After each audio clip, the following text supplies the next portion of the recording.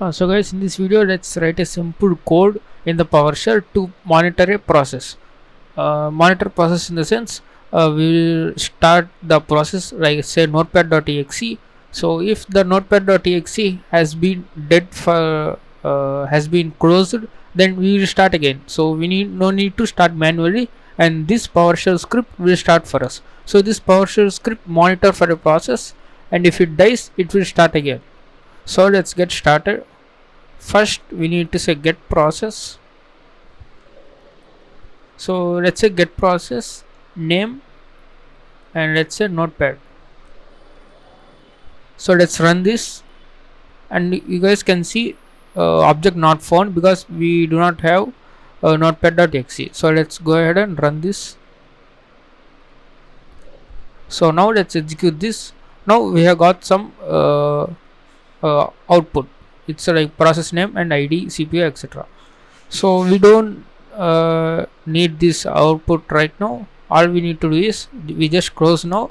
If the process is not running, we need to start this, right? So let's say try block, try get process name notepad, and to not to display this error output, we can say error action stop, error action, and if we say stop, upon getting this error, this command rate gets stopped. Now we can say we can try this command rate. If there are any errors because of there is no notepad.exe, we need to catch that exception. All we need to say is catch, and now we need to say start process. So let's start the process. The file path, that is c windows notepad.exe. So guys, what we are going to do is first we are checking whether there is a process name notepad in our memory, and if there is any error because there is no notepad. If there is no notepad, there will get error. So that's why we are starting the process. So let's just output this output here. Let's say write let's say starting the process.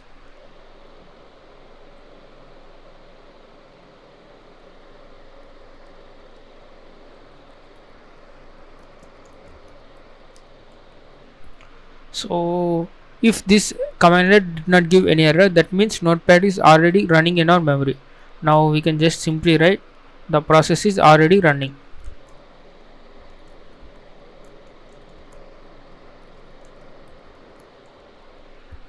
So guys, now our process has been running. Let's just test this code. Even though the process is not running, we should start our process, right? Let's click on run, and as you guys can see, our notepad has been started. Now let's also open the notepad and then check our code runs or not. So it says process already running.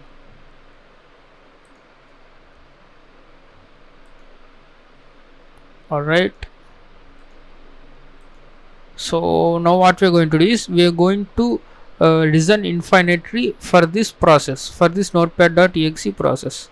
Let's say while loop, while of $true. So this $true will remain for infinitely and will listen for our notepad.exe. And now we are going to execute the same this try and catch. Let's copy this try and paste it in here. So now what we can do is you can just simply remove this process already running, and now we need to copy this catch because it's just simply testing again and again in a while loop.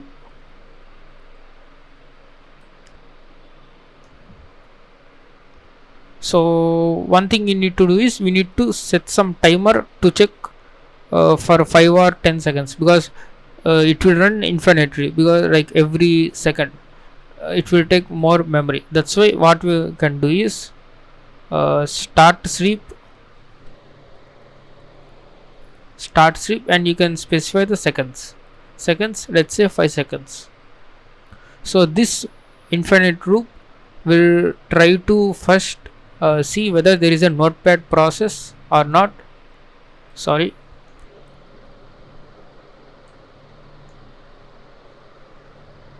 So whether there is a notepad process or not, if there is no notepad process in the memory, then it will start this using the start process command line. Then it will sleep for 5 seconds, and then again it will check for notepad whether it's in memory or not, whether it's running or not, and if it's not running, then it will start.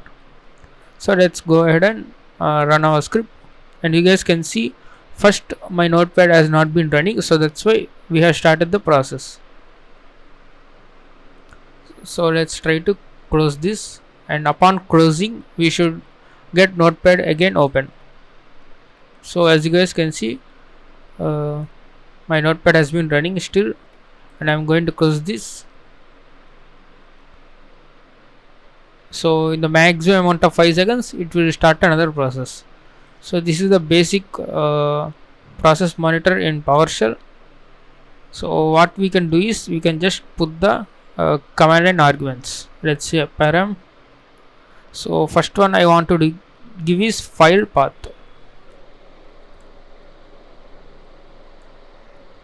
and next one is process name.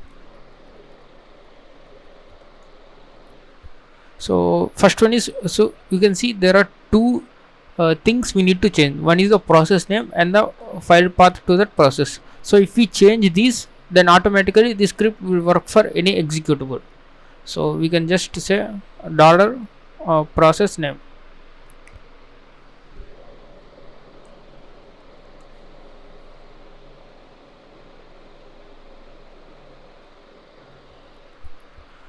And instead of this string, we can say just file path. So same here.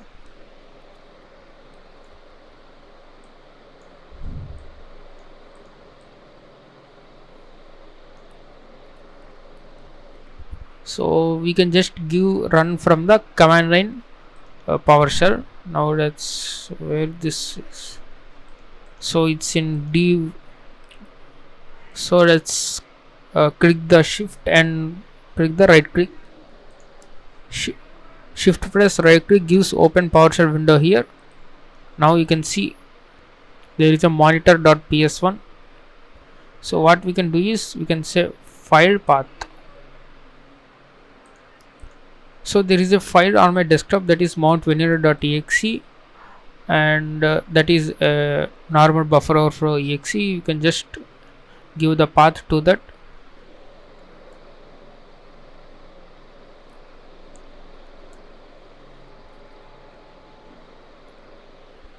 So we can say process name.